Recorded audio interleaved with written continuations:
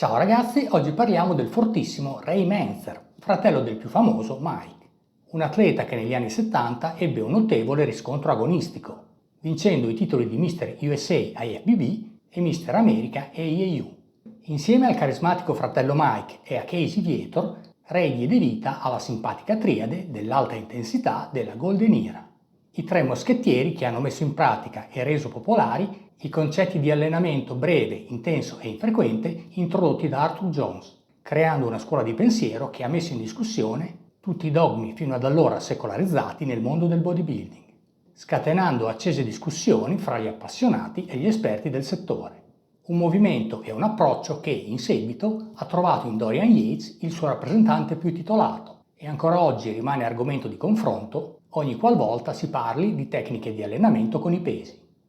Nelle intenzioni, l'approccio codificato dai fratelli Manzer nel cosiddetto metodo Heavy Duty era un tentativo di definire una teoria e un metodo di allenamento che avesse un valore scientifico e riuscisse a rispondere alle esigenze degli atleti, andando oltre l'empirismo e l'improvvisazione che ai tempi regnavano sovrani.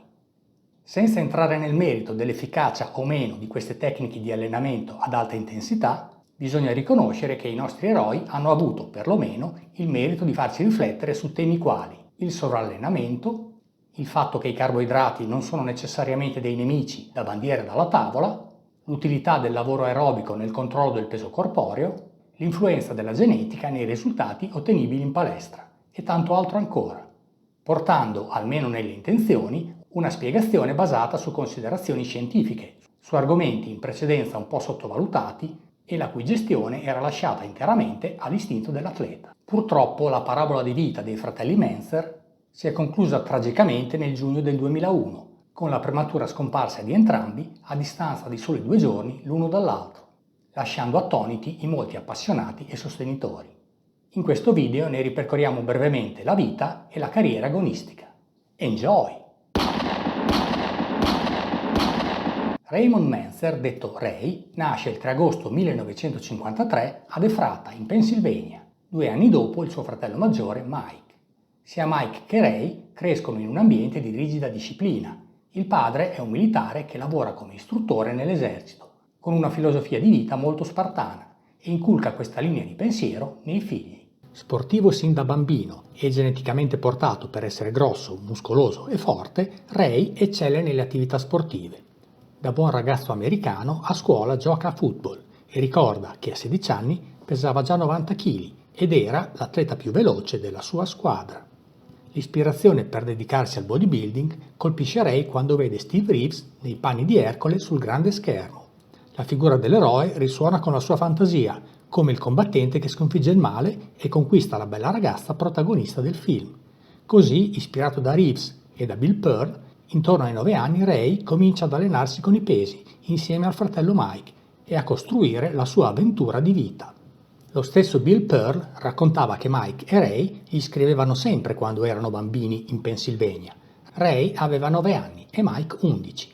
Gli mandavano foto di loro stessi e altre cose del genere, e lui rispondeva con commenti e suggerimenti riguardo dieta e allenamento, e affermava: «Non avrei mai immaginato che avrebbero fatto tanta strada, ma Mike e Ray sono dei fenomeni genetici».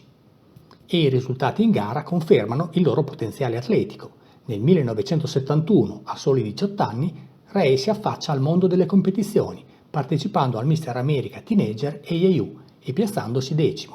È ancora acerbo, ma è un duro lavoratore e negli anni a seguire crescerà rapidamente. Nel 1976 vince la categoria alte taglie al Mr. America Juniores IFBB e il titolo assoluto al Mr. Eastern USA IFBB. In quegli anni, grazie alla loro mentalità curiosa e scientifica, influenzati dai principi dell'allenamento ad alta intensità di breve, intenso e infrequente promossi da Arthur Jones, Ray e Mike lavorano duramente in palestra sia nella preparazione per le gare sia nello sviluppo, test e affinamento delle tecniche di allenamento che sarebbero diventate la base di riferimento del famoso metodo Heavy Duty. Nel 1978 Ray vince il titolo di Mr. USA IFBB ed è secondo, dietro al fratello Mike, nella categoria pesi massimi al concorso USA vs The World. Ma il meglio deve ancora venire. Nel 1979, mentre il fratello Mike ottiene un brillante secondo posto al Mister Olympia dietro a Frank Zane, Ray, con un peso in gara sui 100 kg per 1,75 m di statura, si aggiudica il titolo assoluto al Mister America AAU, superando atleti del calibro di Gary Leonard e Ron Teufel. Lo stesso anno sarà secondo nei pesi massimi al Mister Mondo Amatori IFBB, dietro al granitico Giuseppe Wilcox. Nei primi anni '80 Ray continuerà a gareggiare in diverse competizioni come atleta professionista IFBB, ma senza riuscire mai ad andare oltre il 7° posto, ottenuto al Mister Mondo Pro del 1982. Le decisioni di gara nel mondo del bodybuilding agonistico sono sempre soggettive e spesso influenzate dalle politiche commerciali della federazione e degli sponsor. E questa situazione mal si sposa con la mentalità e la filosofia di vita di due liberi pensatori come i fratelli Mentzer. Così, dopo le delusioni di Mike e il suo abbandono delle competizioni nel 1980, anche Ray nel 1982 deciderà di abbandonare le gare e dedicarsi ad altre attività. Conclusa la carriera agonistica, Ray è comunque rimasto un atleta appassionato e le cronache raccontano che proprio in quel periodo, continuando ad allenarsi e a spingere con l'alimentazione, raggiunse i massimi volumi muscolari della sua vita, arrivando a oltre 120 kg di peso, con un livello di sviluppo fisico inaudito per quei tempi. Arthur Jones, con cui collaborò nel 1983, ricorda che Ray al tempo era davvero enorme. Pesava sui 115 kg robustamente distribuiti su 1,75 m di statura e fu, insieme a Sergio Oliva, uno dei due soli atleti sui quali misurò un onesto 50 cm di braccio a freddo. Ma risultati di gara e fisico impressionante a parte, Ray si distingueva soprattutto per la sua forza fisica davvero notevole che esibiva in allenamento, come avremo modo di approfondire a breve. Dopo la chiusura della carriera agonistica, Ray è rimasto un attivo promotore della sua filosofia del bodybuilding, facendo seminari in tutto il mondo, gestendo palestre sia in California che in Australia e infine avviando una catena di cliniche dedicate alla riabilitazione. Ricordiamo anche che nel 1994 i fratelli Mentzer, insieme a Dorian Yates, fondarono un'azienda di abbigliamento sportivo chiamata Heavy Duty Inc. Sul finire degli anni 90, però, purtroppo la parabola di vita dei fratelli Mentzer ha conosciuto una brusca caduta. Nel 1999 Ray accusa seri problemi ai reni e gli viene diagnosticata la sindrome di Berger. Così si trova costretto alla dialisi, in attesa di un trapianto di reni. In quel periodo vive a Los Angeles insieme a Mike, che sta lavorando alla registrazione di alcuni video per rilanciare la versione aggiornata del metodo Heavy Duty. Purtroppo il 10 giugno 2001, a soli 49 anni, Mike morirà per problemi cardiaci nell'appartamento che condividevano, lasciando Ray nello sconforto e nella disperazione. A completare la tragedia, solo 2 giorni più tardi, lo stesso Ray fu trovato privo di vita nello stesso appartamento. Aveva solo 47 anni. È il triste epilogo della parabola dei fratelli Mentzer. Sul piano della vita personale ricordiamo che Ray è stato sposato e ha avuto una figlia, Dagny Marie Mentzer. Nel corso della sua carriera sportiva, Ray ha provato diversi metodi di allenamento. All'inizio lavorava con il classico approccio ad alto volume e frequenza in voga all'epoca, ma da libero pensatore ben presto si rese conto, insieme al fratello Mike, come un tale metodo fosse da un lato molto tassante per il corpo, non tenendo nella dovuta considerazione l'aspetto del recupero fisico, finendo così per limitare i progressi dell'atleta, e dall'altro limitativo per la vita privata dell'individuo stesso, a causa dell'eccessivo tempo trascorso in palestra. In seguito, alla ricerca di un'alternativa e ispirati dai metodi proposti da Arthur Jones, i fratelli Mentzer cominciarono a sperimentare le routine di allenamento abbreviate ad alta intensità, dapprima svolgendo allenamenti full body trisettimanali, come proposto da Jones, e in seguito definendo un protocollo di allenamento basato su una split routine che ritenevano più adatto alle loro specifiche esigenze di atleti agonisti. Parlando del suo allenamento, Ray raccontava come, all'apice della sua carriera sportiva, si allenasse 3 volte a settimana a giorni alterni, adottando una split routine del tipo: giorno 1 petto e spalle, giorno 2 schiena, braccia e polpacci, giorno 3 allenamento full body, cominciando con una pesante routine per le gambe e proseguendo con un leggero allenamento per il resto del corpo.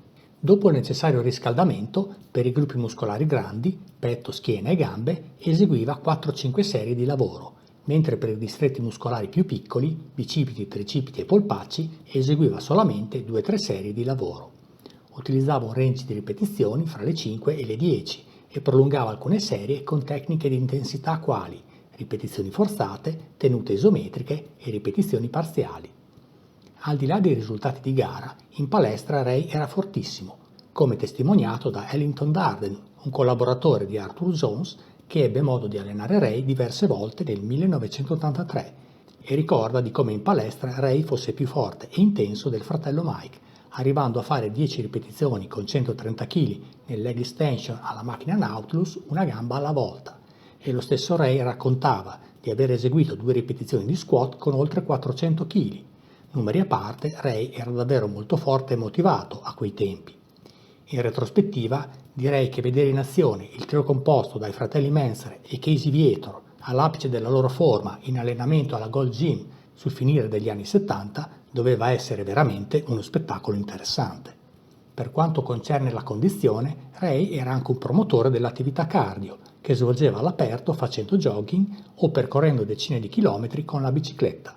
Ray sosteneva che gli allenamenti abbreviati ad alta intensità, oltre ad essere in linea con la fisiologia dell'atleta, permettessero anche all'individuo di avere molto più tempo libero da impiegare per sviluppare un'esistenza piena di interessi.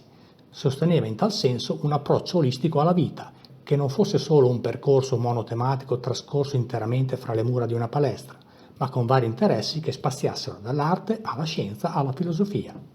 Sul piano alimentare, in linea con l'approccio promosso dal fratello Mike, anche Ray sosteneva l'esigenza di adottare una dieta bilanciata con una suddivisione dei macronutrienti che partizionasse le calorie quotidiane in 60% carboidrati, 25% proteine e 15% grassi, in aperto contrasto con la pratica in voga all'epoca nel settore di adottare un'alimentazione ad alte proteine e grassi con bassi carboidrati. Inoltre sosteneva che una dieta composta da cibi naturali fosse in grado di fornire tutti i nutrienti necessari all'atleta e che non ci fosse nessun bisogno di fare uso di integratori alimentari, altro punto che lo metteva in diretto contrasto con il business delle aziende del settore. Riassumendo, Ray Manser è stato un atleta di spicco della Golden Era e uno dei personaggi iconici del movimento dell'allenamento ad alta intensità. Meno noto del più carismatico e ambizioso fratello Mike, Ray è stato comunque un personaggio fondamentale nello sviluppo e nella divulgazione del metodo di allenamento heavy duty e più in generale come alfiere a sostegno del movimento dell'alta intensità, del quale assieme al fratello Mike e Casey Viator ha incarnato lo spirito e la pratica, ispirando intere generazioni di atleti. Una scuola di pensiero che ha raggiunto l'apice negli anni 90 col grande successo di Dorian Yates sulla scena agonistica. Dispiace per il tragico epilogo della vita dei fratelli Manser, avvenuto nell'ormai lontano 2001, scomparsi entrambi ancora prima di arrivare ai 50 anni. Senza azzardare facili considerazioni e giudizi sulle cause della loro scomparsa, notiamo che purtroppo, dopo la carriera sportiva, entrambi si sono curati poco della propria salute, abbandonando l'attività sportiva e perseguendo pratiche poco salutari, essendo fumatori accaniti poco attenti a seguire uno stile di vita sano. Purtroppo, come spesso succede, predicavano bene ma razzolavano male e, alla soglia dei 50 anni, erano ormai individui provati e in precarie condizioni di salute, un'immagine molto lontana dagli atleti vigorosi che popolavano le copertine delle riviste di settore 20 anni prima. I problemi cardiaci di Mike e i problemi ai reni di Ray hanno completato l'opera. Da parte nostra ci piace ricordarli come i due simpatici fratelli di ferro, le due icone dell'allenamento ad alta intensità che tanto ci ha ispirati ai tempi e continua ancora oggi a motivare tante persone. Riposate in pace, fratelli. Ciao, alla prossima!